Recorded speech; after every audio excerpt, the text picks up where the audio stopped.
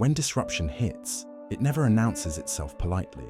It strikes like a storm at sea, unexpected, violent, and unforgiving. Markets collapse, supply chains shatter, competitors pivot overnight. People panic, leaders freeze, and entire empires fall because they cling to what was instead of confronting what is. But disruption is not the enemy. Disruption is the revealer. It exposes fragile leadership and elevates those who choose clarity over chaos. This is where strategic leadership is forged, not in comfort, but in crisis. In the midst of chaos, there is also opportunity. Sun Tzu. Today, you will learn how to lead when certainty dies, not reactively, not fearfully, but with precision, calm, and decisive force. Most leaders crumble in disruption not because the challenge is too great, but because their mindset is too rigid.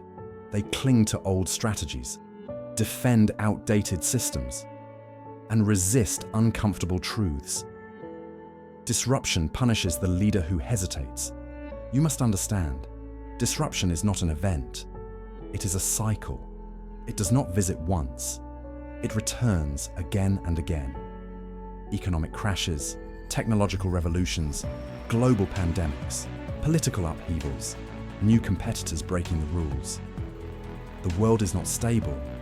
It is constantly shifting. Weak leaders cling to normalcy. Strong leaders adapt before they are forced. Disruption rewards the leader who is flexible in tactics, firm in purpose, ruthless in abandoning what no longer works. Musashi wrote, "Fixation is death." When chaos erupts, most people slip into panic. They demand answers. They want certainty. They look to leaders for emotional stability, not just strategy. This is where your greatest power emerges. You must become the stillness others anchor to. Not frantic, not loud, not overwhelmed, calm. Because people do not follow the best plan. They follow the person who remains unshaken.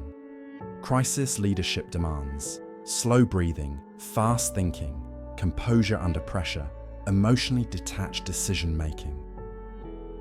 A leader must be both warrior and philosopher. You do not deny chaos, you stand above it. In times of stability, strategy is structured. Analyze, plan, execute. In times of disruption, strategy reverses. Observe, adapt. Strike quickly, re-evaluate. Traditional planning collapses because the environment changes faster than forecasts. Your strategy must become fluid, not fixed. Water takes the shape of its container. Bruce Lee. But water does more than adapt. It destroys mountains over time. Your strategy must behave the same way. The principle: move fast, with imperfect information, while maintaining strategic clarity. You must act before others understand what is happening. Those who wait to know more lose. During disruption, the greatest competitive weapon is information speed, not technology, not capital, not experience. The leader who sees change first wins. This requires faster intelligence loops, direct feedback from the ground, no bureaucratic layers, real-time situational awareness. Disruption punishes leaders who rely on filtered information. You must remove barriers between you and reality. Speak to customers directly. Watch market data daily. Track competitors aggressively. Listen to silent signals others ignore. When everyone else realizes what's happening, your move should already be complete. The hardest part of leadership is not creating new strategies. It is abandoning old ones. Most leaders fail because of emotional attachment to outdated methods. What once worked becomes sacred. Success becomes a prison. A real strategist holds his beliefs loosely, but his mission firmly. Ask yourself constantly, what truth am I afraid to accept? What method have I outgrown? What strategy must I bury? You must be willing to destroy what you built if it no longer serves the mission. That is not betrayal. It is evolution. Disruption is not just structural. it is psychological. People fear losing status, stability, identity, belonging. Your role is to lead not only the strategy, but the emotional transition. This requires clear direction, transparent communication, confidence without arrogance, empathy without weakness. You must create meaning in the storm. Tell people why the change matters. Show them their role in the new future. Give them something to run toward, not just away from. If they believe the mission, they will endure the chaos. Indecision is leadership suicide. In a crisis, delaying a decision is worse than choosing imperfectly. Leaders hesitate because they fear responsibility, but responsibility is the price of leading.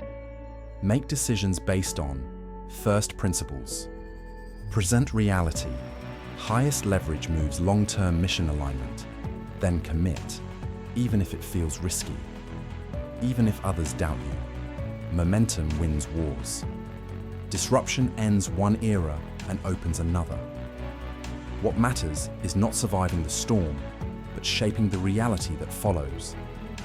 After chaos, new markets emerge, old giants fall, power redistributes, innovation accelerates. This is where the strategic leader becomes unstoppable. Do not return to the old normal. Create a new frontier. Disruption is inevitable. Chaos will return. Certainty will collapse again. The question is not if. The question is whether you will be ready. You must become calm under pressure, adaptive in strategy, decisive in action, ruthless in abandoning the past, clear in purpose. When others panic, you will lead. When others cling to the old world, you will shape the new one, because disruption does not break great leaders. It reveals them. You are one of them.